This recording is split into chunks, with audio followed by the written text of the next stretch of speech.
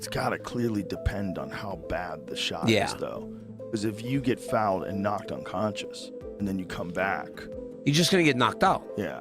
If you get knocked out, that's why boxing, right? That right, and that sudden, quick, violent rotation of the head is going to transmit a lot of rotational force, not only through the brain, but also through the brainstem, absolutely leading to possibility of a concussion. Thankfully, it didn't completely knock him out, but could absolutely result in some delayed A symptoms. big part of it is speed. Anthony Joshua has that kind of speed. Joe Rogan reacted strongly to Jake Paul being taken to the hospital after the Anthony Joshua knockout while discussing the moment with Daniel Cormier. Rogan pointed out how devastating the punch looked in real time and emphasized that boxing is one of the most dangerous sports in the world. He explained that when a fighter is hit cleanly by someone at Joshua's level, the consequences can be severe and long-lasting. Rogan stressed that outcomes in boxing are never fully predictable and that shots like that can cause permanent damage that stays with fighters for the rest of their lives. He was and then done. He outboxed him for the rest of the round. How? But again, in MMA, fight probably would have been over, and he would have took less damage. Right, but isn't that a better argument? Sports doctor Brian Sutterer broke down the aftermath of the knockout from a calm, medical perspective. He explained that the result of the fight was largely expected, but the real concern emerged after Jake Paul admitted he feared his jaw was broken. According to Sutterer, a fractured jaw was absolutely possible based on how Anthony Joshua's right hand landed cleanly on the left side of Jake's face. However, he emphasized that a concussion was the bigger concern. He explained that jaw fractures often become secondary when doctors are evaluating more serious risks involving the head, neck, or airway. The sudden and violent rotation of Jake's head from the punch likely sent strong rotational forces through the brain and brainstem, increasing the risk of concussion. Even though Jake was not completely knocked out, Sutterer noted that delayed symptoms were still possible. That we all expected. After the fight, though, Jake told Ariel Helwani that he was worried that he had broke his jaw. He said multiple times he was concerned that he had a fractured jaw. And certainly looking at this knockout punch that Anthony Joshua delivers, it is absolutely a possibility that Jake does in fact have a jaw fracture. I'd honestly be more concerned about a concussion. In fact, with most jaw fractures, the more important thing initially is to look for other injuries to the head, to the neck, to the airway. The jaw fracture potentially being there or not is going to be lower on the list often than whether there's damage to the airway, damage to the head. And so very possible to have a concussion or some residual symptoms from this, as Jake Paul's head is relatively still here. We see AJ comes in with that right, and that sudden, quick, violent rotation of the head is going to transmit a lot of rotational force, not only through the brain, but also through the brainstem, absolutely leading to possibility of a concussion. Thankfully, it didn't completely knock him out, but could absolutely result in some delayed symptoms. But you can see where the punch comes in, landing square on that left side of Paul's face. Jake's reaction was pretty telling too. Right away after it, we could see him going down on the canvas here and being very shocked. It doesn't look like there's any obvious deformity to the jaw. We won't necessarily always see a deformity to the jaw, but you could tell he clearly had realized that something serious had happened there and feeling the full power of AJ's right. And finally, on this last view, we can see a little bit better the exact location where the punch comes in. We'll talk about our jaw anatomy, the different areas of the bones, but your temporomandibular joint, where your jaw articulates with the rest of your skull, is sitting right around in this area, and the jaw is roughly coming down in this orientation. And so where that punch comes in from Joshua is a little bit more kind of flush right in the center of the mandible, but also up close near. Joe Rogan had already predicted before the fight that things would not end well for Jake Paul. He explained that Jake was used to fighting older or retired opponents, but this time he was stepping into the ring with one of the best heavyweights in the world. Rogan warned that the difference in level would be dangerous and unforgiving, and that elite heavyweight power does not allow room for mistakes or learning experiences inside the ring. The Joe Rogan Experience. What do you think about Jake Paul, Anthony Joshua? Boy. Well, realistically, it's one of the craziest propositions of all time. You take a guy who just had a boxing match that looks like a sparring match with a 58-year-old Mike Tyson, and then you're going to fight one of the absolute scariest knockout artists in the heavyweight division. Maybe we should watch the Francis Ngannou fight so you could see. Let's watch that real quick, just so you can see what Anthony Joshua is capable if he's fighting someone that's not in his league.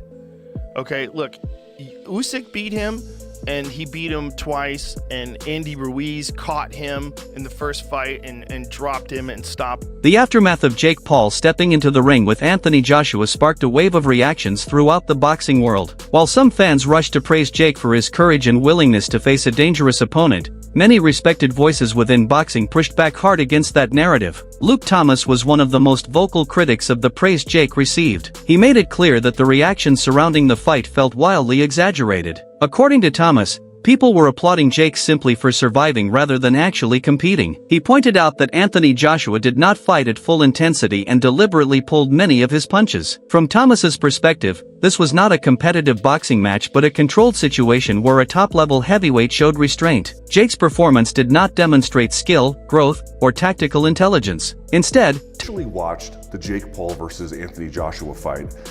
I think I would say that my conclusions now still match most of what I said when I was watching on the initial broadcast, which is that Joshua, he did look a little rusty to me. I'm sorry, but he did. That Jake is, probably a little bit better than we suggested he might be. When I say we, I mean like the hardcore fight community, the fight fans, the people who work in the industry to a degree. Sometimes there is a suggestion that he can't do anything. And I would be like, well, that's a little much. He can do stuff. I mean, it's limited what he can do. It's very limited what he can do. But there is a little bit too much anger towards him sometimes, or just dismissiveness, maybe is a better way to put that. And I don't really co-sign on some of that. He's got some ability. He's not good. Listen to me very carefully. He's not good. But is he the caricature that he is sometimes made out to be in terms of his pure boxing skill? I think it goes a little overboard sometimes. But that isn't the reason why I wanted to make this video. What I wanted to make this video about is two things.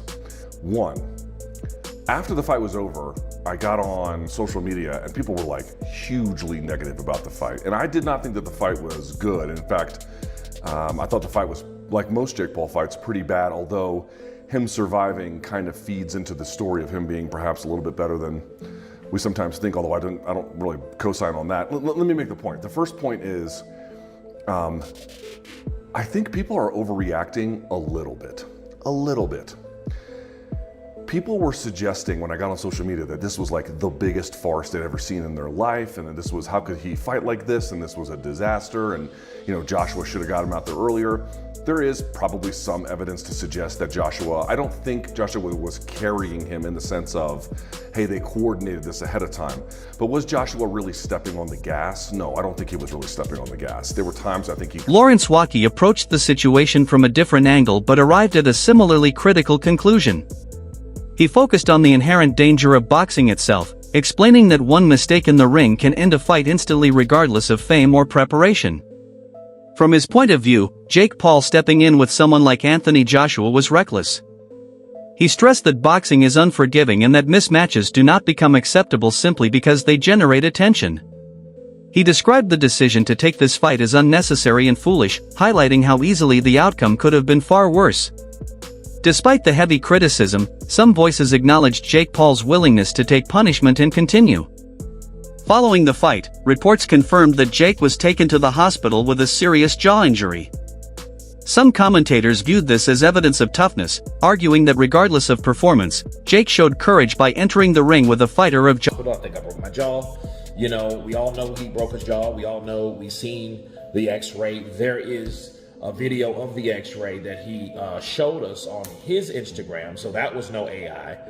And it showed where his jaw had to be reconstructed and, wired, right? So he can't have any hard foods for a while. And again, I think Jake Paul is going to get respect for that, because it's one thing, because we all know about Jake. I think the problem with Jake was he was bullshitting us by giving us fights that we didn't want to see, for one, and for two, wasn't giving us fights most of the time of the people that could beat him. He gave us Tommy Fury, and then Tommy Fury actually beat him, which, whatever. But he did drop Tommy Fury with a left hook, so that was an impressive thing he did against the guy. Can't say the only guy now, because AJ fought him and knocked him out. But, you know, other than that, though, fighting Mike Tyson, Anderson Silva, which Anderson Silva showed that he is still very dangerous and very, very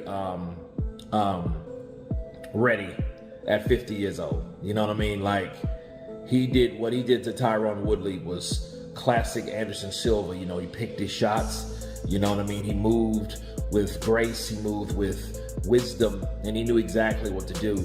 And again, he should have went over to boxing a long time ago, but Jake beat him. So that just made Jake's, you know, stock rise, right?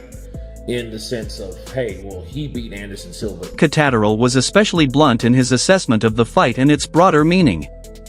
He strongly criticized the role of popularity in modern boxing and argued that Jake Paul is a product of that imbalance. According to Catterall, Anthony Joshua did not even throw his punches at full power and still caused serious damage, which exposed the massive gap between the two fighters. He stressed that if Joshua had fully committed to his shots, the outcome could have